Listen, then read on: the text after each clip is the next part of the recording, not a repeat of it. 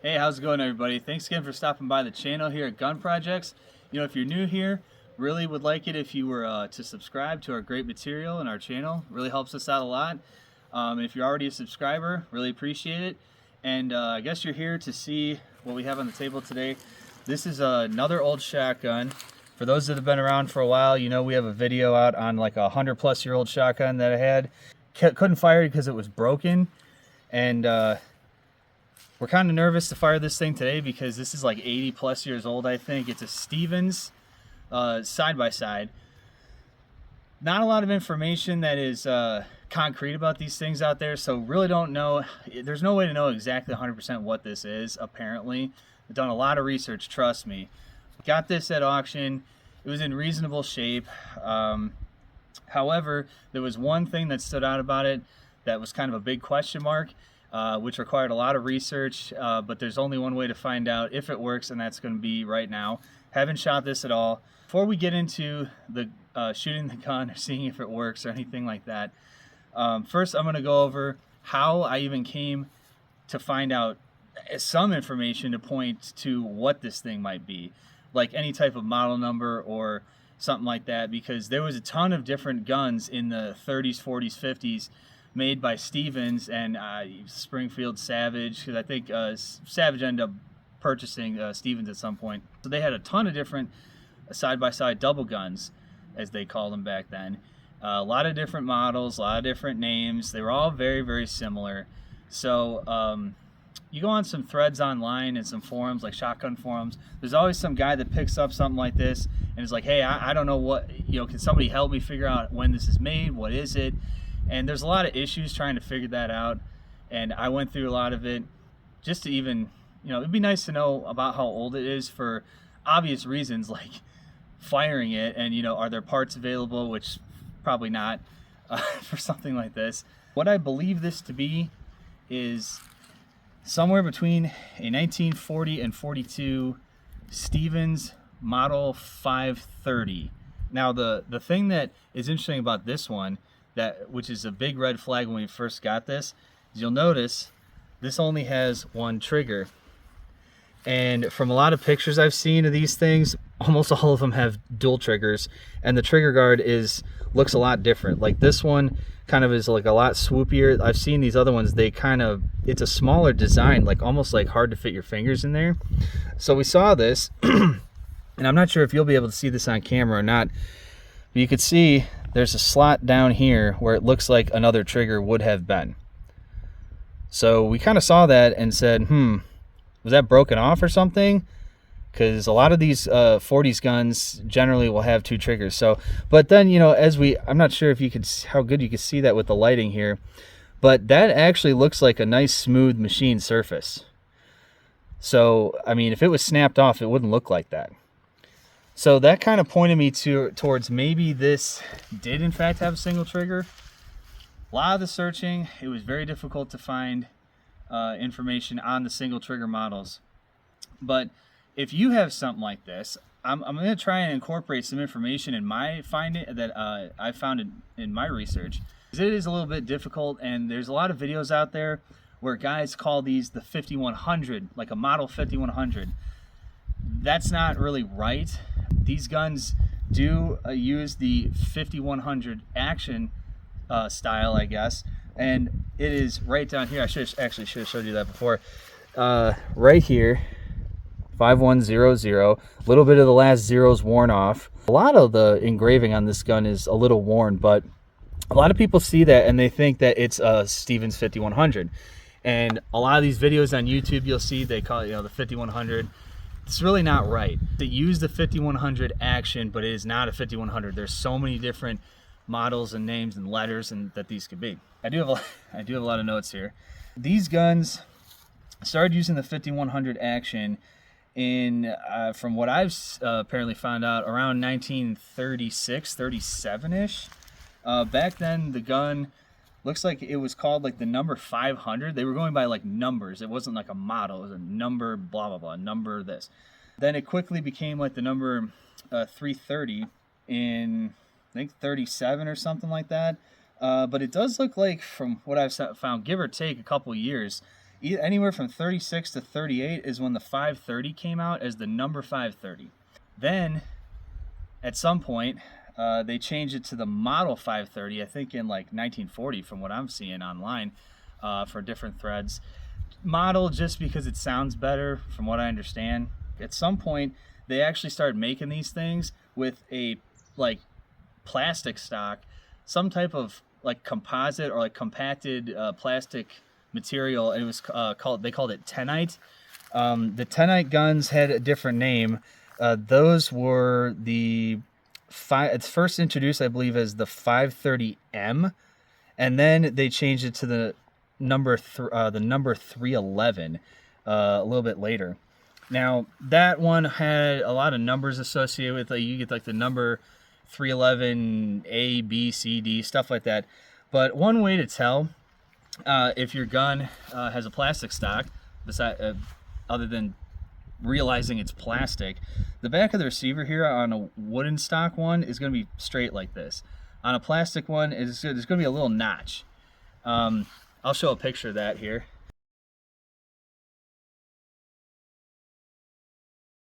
But that is how you would tell the difference. You can retrofit a wood stock, I believe, to a plastic one. You just have to have a little modification. But that's a good way to tell. I think there may be replacement stocks for those today. This gun did always have a wood stock, as you can see from that flat edge there. This stock is in pretty bad shape. I mean, a lot of the finish is worn off. This gun's got a lot of wear on it, actually, which is weird because the barrels inside look pretty good. But the exterior of the gun has seen better days. It's also got a this is a more modern butt plate here.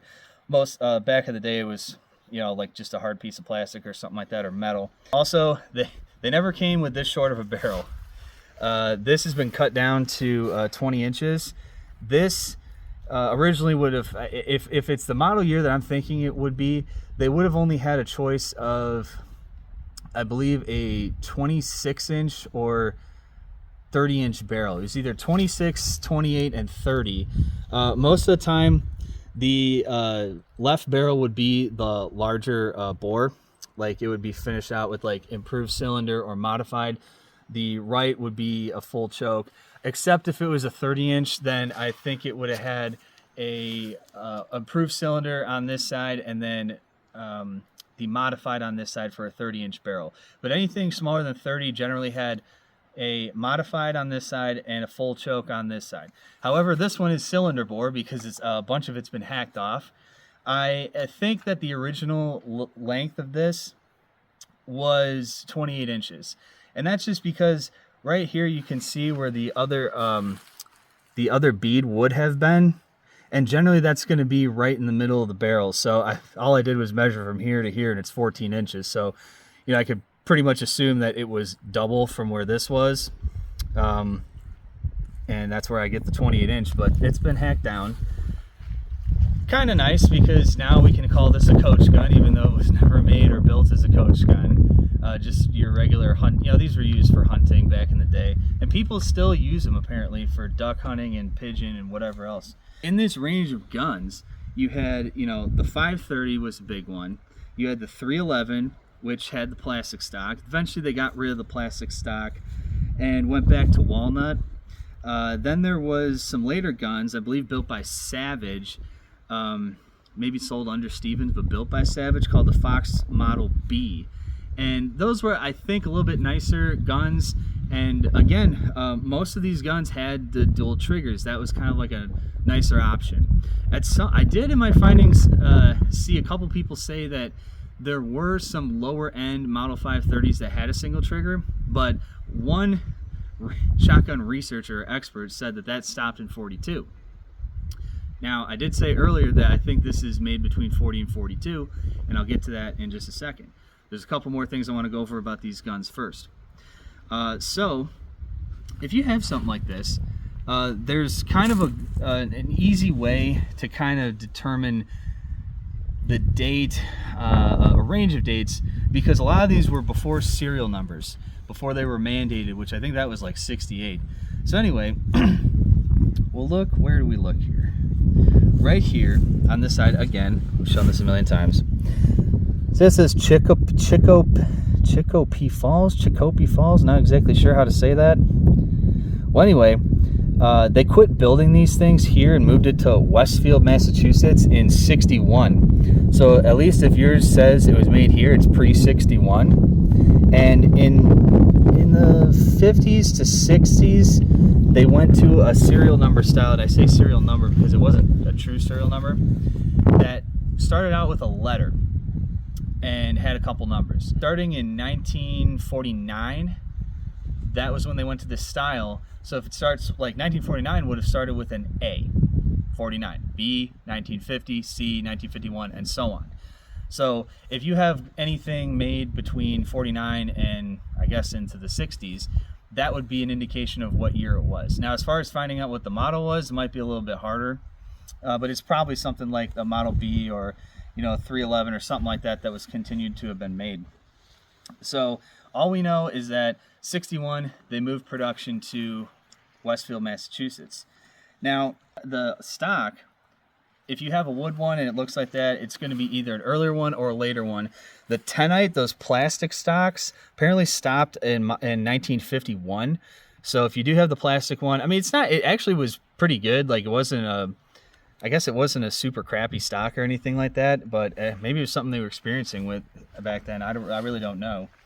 So now I mentioned the serial number. This gun doesn't really have a serial number. I'm going to break it apart here and show you what I mean, because this thing, for 100%, was built between 40 and 48, according to my findings.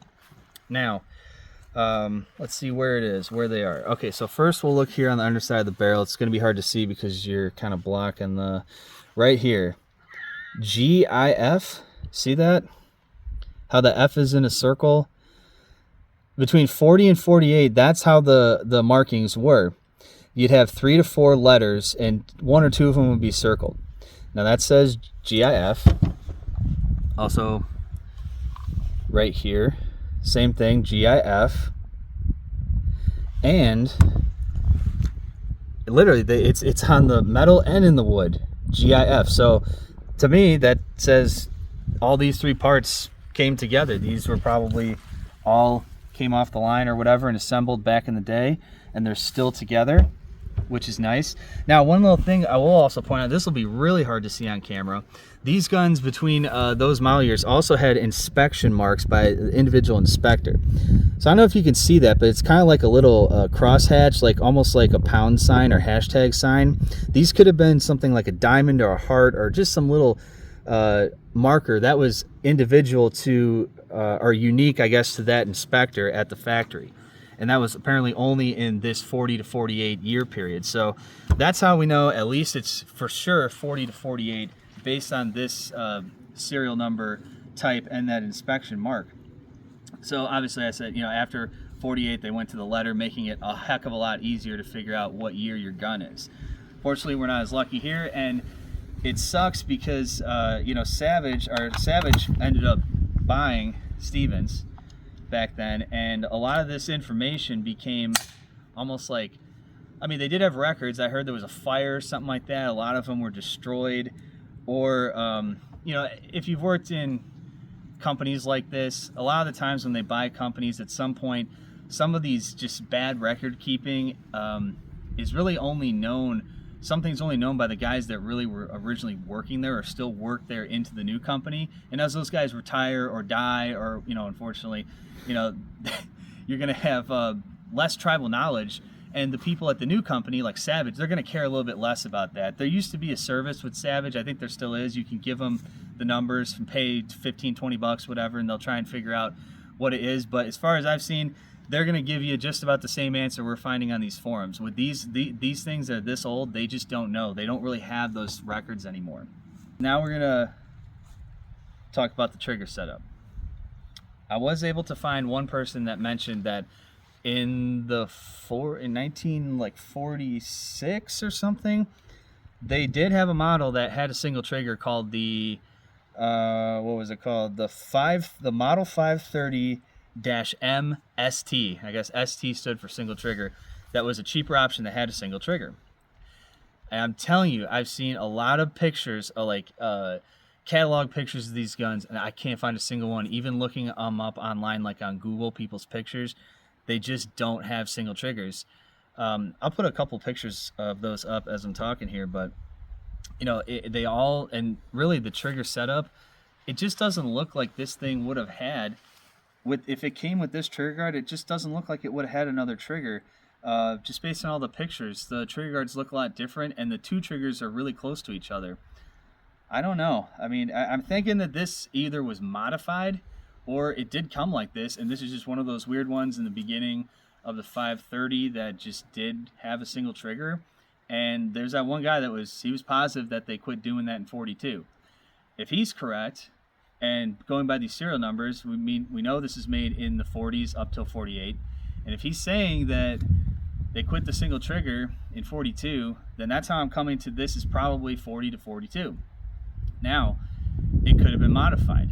There's probably a good chance it's been modified. I don't know why somebody would want to do that, because the dual triggers is obviously a more higher end option. You have more control, I guess.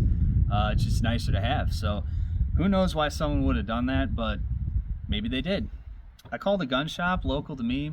They said they work on these here and there, and the guy said it's definitely a chance it could have been modified for whatever reason. It just was way less common to have a single trigger. So if you have a single trigger one, you're probably in the same boat as me trying to just, figure this out, and it's pretty tough. Now, also, this gun being possibly made in 1940, 41, or 42 is 2024, meaning this thing is pretty old. 80 at the minimum. We'll just say 80 years, give or take. It's pretty old. Supposedly, the Stevens 5100 action is pretty robust and tanky. I called the guy, when I talked to him, I asked him, can I shoot modern stuff through this? He said, yeah, pretty much almost anything, mid 30s and up, you're cool with shooting normal, we'll say modern factory ammo. So I guess we're gonna try and do that. We have not shot this. I cleaned it once, and I mean, all I know is that like this lockup is very tight. There's no play at all, and that's a good sign. You have pretty much nothing going on here. I will say that the safety is a little wobbly. I don't like that too much, but nothing is loose. No screws are loose. So, if this thing is broke, if it is broke like we were thinking, only one barrel is going to shoot. If it's modified, who the heck knows what it's going to do? If nothing's been done, who knows what it's going to do? Who even knows if the firing pins work, or if they're mushroomed out, if the springs are broke? I have no idea.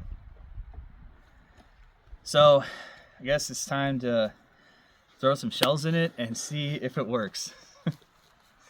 And pray that if it does, nothing breaks.